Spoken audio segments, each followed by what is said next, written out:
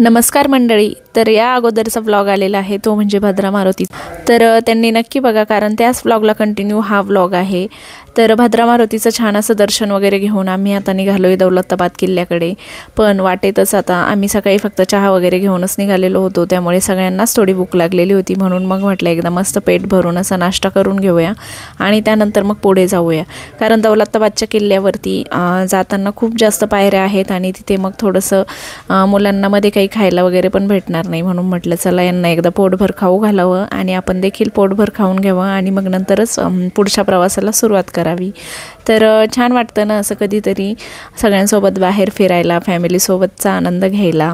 त्यानंतर आणि विशेष म्हणजे आज ना आम्ही घरातून बाहेर पडलो तर आम्ही कुठल्याही प्रकारचं घरी काहीही बनवलेलं नव्हतं. कारण मग काय होतं, घरचं रुटीन आणि घरचं जर आपण आवरत बसलो ना तर मग प्रवासाला पण उशीर होऊन जातो आणि मग रोजचं आपलं तेच असतंच. पण मग थोडंसं कधीतरी वेगळं म्हणून म्हटलं नको, आज आपण घरी काहीच बनवत वगैरे बसायचं नाही, सगळं आज बाहेरच खाऊया आणि बाहेरच मस्त असं एन्जॉय करूया. आता खाणं पिणं तर झालं, आता पुढच्या प्रवासाला सुरुवात झाली. तर भद्रा मारुतीपासून दौलताबाद अतिशय जवळ आहे आणि इथून बाहेरूनच तुम्ही बघू शकताय जो चांद मिनार इथला आहे.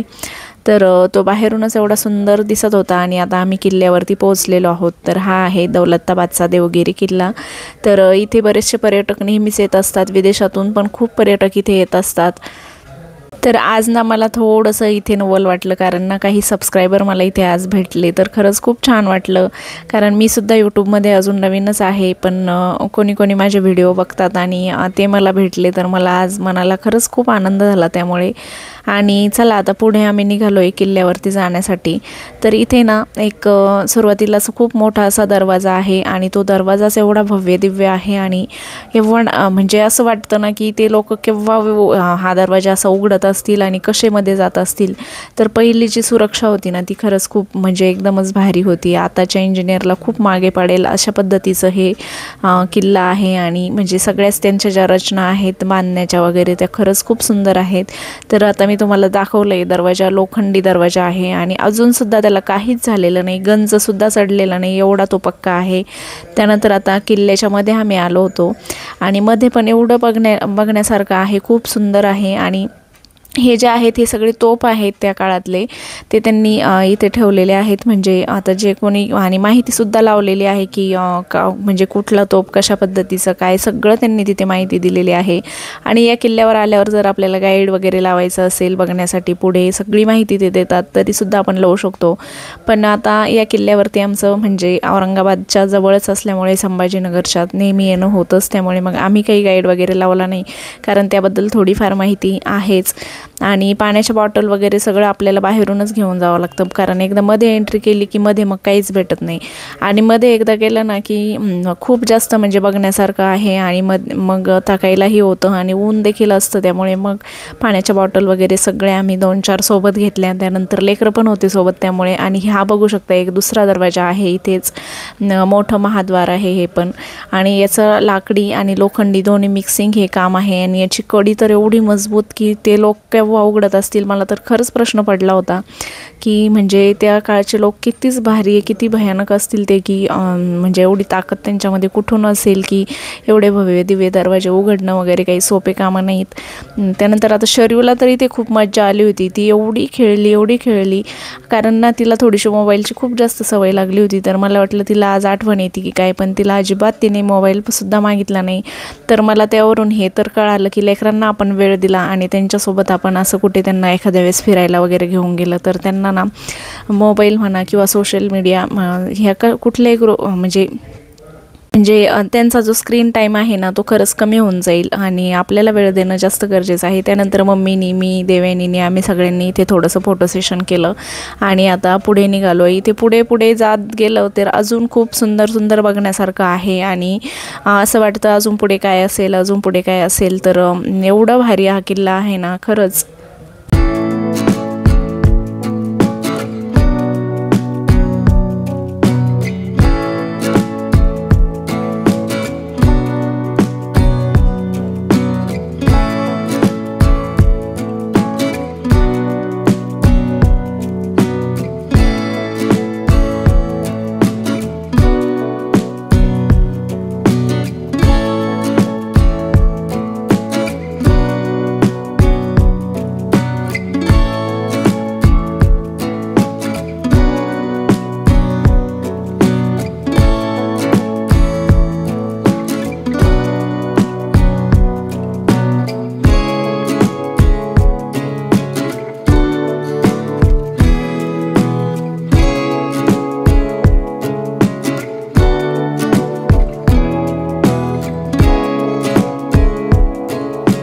तर हे आहे या किल्ल्यातील भारत माता मंदिर. हे अतिशय बघण्यासारखं आहे आणि इथला प्रशस्त असा परिसर आणि सुंदर दृश्य हे आपल्याला खरंच मन आपलं हे लावून टाकतं. एवढे सुंदर सुंदर इथले दृश्य आहेत ना. तर भारत माता मंदिर असं वाटतं ना आताच्या या काळामध्ये, आणि एवढा थंडावा तिथे होता म्हणजे एसीलाही आपल्या मागे पडेल. आणि आम्ही तिथे थोडा वेळ बसलोच कारण बसायची खूप जास्त इच्छा झाली आणि एवढं गार वाटत होतं तिथे.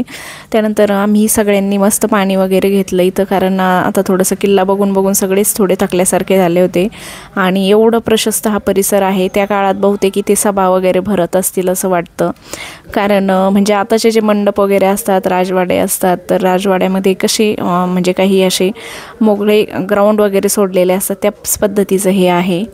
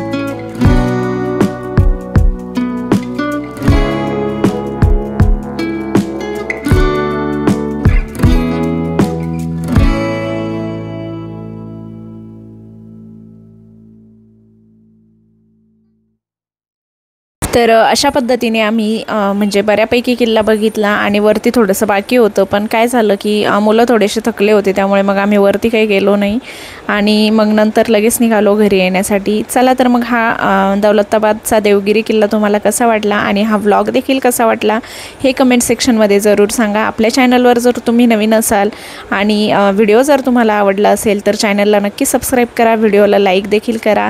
चला तर मग भेटूया पुन्हा एकदा अशाच नवीन आणि छानशा ब्लॉगसोबत. तोपर्यंत सगळ्या मंडळींना नमस्कार आणि सगळ्यांना बाय. आणि हां, हे सांगायचं आहे की हा आहे पूल आणि यामध्ये बरेच अशा म्हणजे असे जुने लोक म्हणतात की खूप मोठ्या अशा मगरी वगैरे असायच्या आणि ज्यावेळेस आपले म्हणजे शत्रू इथे यायचे आणि चुकून जरी या पाण्यामध्ये पडलं तर त्याचं वाचणं मुश्किल होतं. आणि हा आहे इथला भुयारी मार्ग. हे विशेष इथलं विशेष आहे म्हणजे इथून एकदम ह्या अंधारामध्ये हा रस्ता आहे आणि इथे एकदा शत्रू घुसला की त्याला बाहेर कुठून पडायचं हेच कळत नव्हतं. आणि खरंच खूप हे थोडंसं डेंजरस आहे इथे, पण आम्हाला ते बघायचंच होतं म्हणून आम्ही मध्ये गेलो आणि बघितलं. तर खरंच हा भुयारी रस्ता जो आहे ना, तर आपल्याला सुद्धा कन्फ्युजन होतं की आपण नेमकं कुठून जातो आहे आणि कुठून आपल्याला निघायचं आहे. तर इथे थोडीशी सावधगिरी बाळगूनच आपल्याला जावं लागतं आणि मी थोडंसं इथलं शूट घेतलं तुम्हाला दाखवण्यासाठी. तर खरंच किल्ला बघण्यासारखा आहे, अतिशय मस्त आहे. तुम्ही जर संभाजीनगरच्या जवळपास असेल तर तुम्ही बघितला असेलच, पण नवीन कुणी असेल तर नक्कीच हा किल्ला बघण्यासाठी भेट देऊ शकता. चला तर मग भेटूया पुढच्या ब्लॉगमध्ये. तोपर्यंत सगळ्यांना नमस्कार आणि बाय.